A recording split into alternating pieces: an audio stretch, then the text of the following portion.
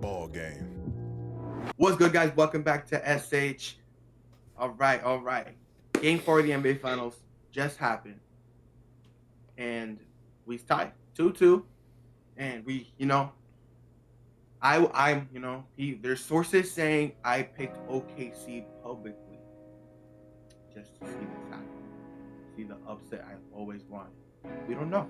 We don't know what the truth is. It's gonna move on from there. How we doing, man? How we feeling? You know, I didn't think the Indiana Pacers were going to be this much of a cockroach, but here we are. They got lucky with game one for some damn reason. Don't know what happened to the OKC Thunder. Game three, we knew they were going to win at home one. But at least we're tied 2-2, but OKC is playing the chasing game, which is they have not led in this series yet. Hopefully it'll change when they go back home on Monday. But I'm not liking what I'm seeing a lot of the time. I'll be real with you. I feel like they give up way too many threes, and that's what keeps Indiana within striking range enough to pull off crazy comebacks or just to, pull off wins.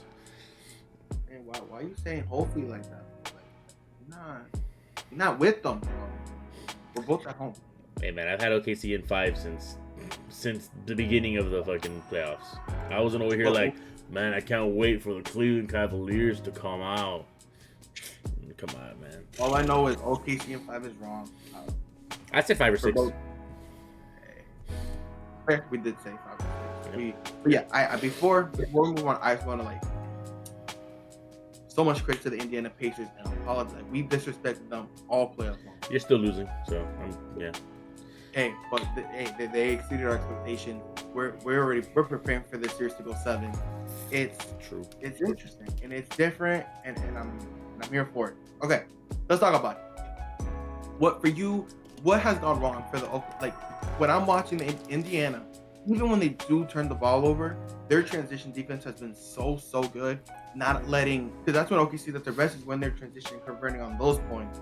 And the Pacers have done a marvelous job, especially in the games outside of game 2, because OKC dominated the transition game there. But 1, 3, and 4, the Pacers were in control of game 4 for the majority of the game. And yet, SGA just in game 4 outplayed Tyrese Halliburton down the stretch, and that's the reason the Thunder ended up taking that game. But the Pacers have done a really good job on the one weakness that we expected OKC to have. Yeah, I agree with you. I do think this series has undoubtedly been about the bench and their role and the importance of, if your bench is doing good, you'll win the game. We've seen this now, game 3, where we had Mathurin out of nowhere pull out a 27-point. He was the highest scoring freaking player on the whole game. And then the most recent game 4, Caruso got a 25 steals, and he was going off for the bench for them.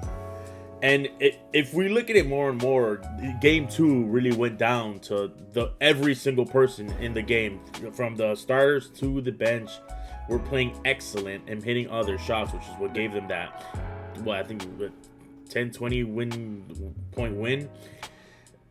For the game 1, Game 1, I feel like, is always a surprise game for all teams that go against the Pacers. We saw it with the Bucks, we saw it with the Knicks, we saw it with Cleveland, where it's, even if you're up by 10 or if you're up by 8-7 in the last 2 minutes, keep your foot on the gas.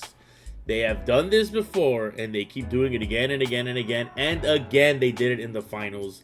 And that's kind of it's that sucker punch where it's like they should have expected, but they're like, oh, we're good. We're number 1. We're the best. And then, boom, Halliburton is nasty. They're trying to calm the moment now. But we know what he's caught. He's caught the Halliburton. Because, gosh darn it, he is causing chaos on these cities.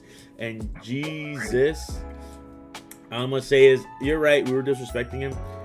Tyrese Halliburton, I don't think he's overrated anymore. I'm gonna be real with you. He shows some games now where he is a contender for superstar. But it's so hard to say that when there's the game right after, he's stinking it up with like 5 points, 6 points, and then not doing well.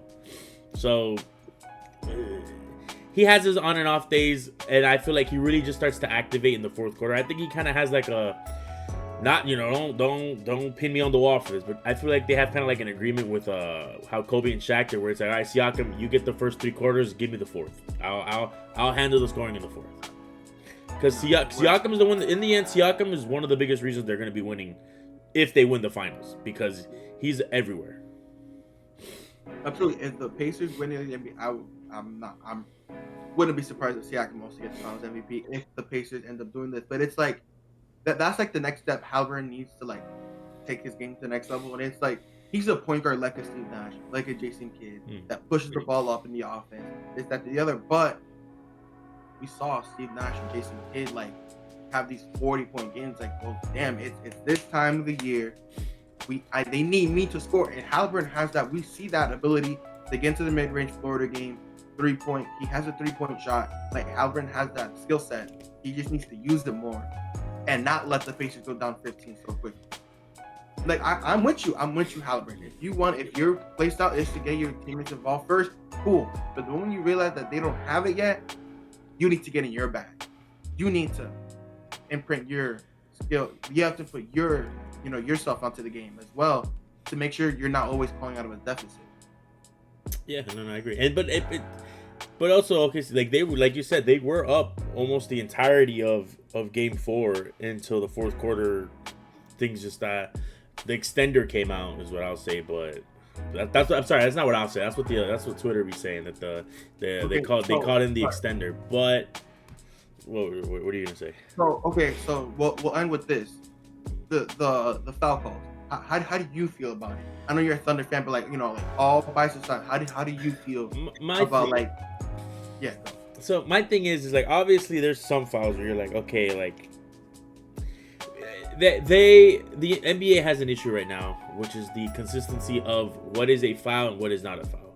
We can go back to not Game 4 where there was a lot of foul calls in the fourth quarter, but it's just, that is part of the game. If you know the rule book, you can use it to your advantage to get the calls that you want. But with the inconsistency, we go back to Game 3 where we look at the foul that was on, I believe, Caruso when he was on the fast break, where there was a wind-up, which everybody thought would just be called a flagrant foul because that's how they had been calling it during the playoffs. And then, nope, it's a common foul. So, fouls and free throws, it's a part of the game. Let's be real here. It's going to happen. You gotta just play smart. You gotta play smart defense. If you know that if you know everybody's trying to go for the underarm or something like that, they've managed to do well. This is Game 4 was the only time, in the fourth quarter specifically, was the only time where they really started, putting their hands too much in that cookie jar and not coming out successfully with it. But I think it's been called fairly well during the whole series. I think even this game recently, they just went into their bag. They know how to get the calls, and if you're gonna be that's what makes them so hard, and that's what makes OKC so good, because they know to play around the rules. And it might be upsetting for people who are watching, but get over it. That's a part of that's a part of NBA. They just know how to make it work. So yeah. Again, I'm not more like upset about like. It's a foul. At the end of the day, it is a foul, but it's just they don't call it consistently.